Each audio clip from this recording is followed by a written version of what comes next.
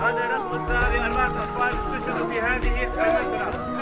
لا يزال القصف العشوائي على الحي وهذه الشهداء مرمية في نوجه نداء استغاثة إلى كل صاحب ضمير، إلى كل شخص يحمل في جوفه ذرة من الإنسانية. حسبنا الله ونعم الوكيل. يا الله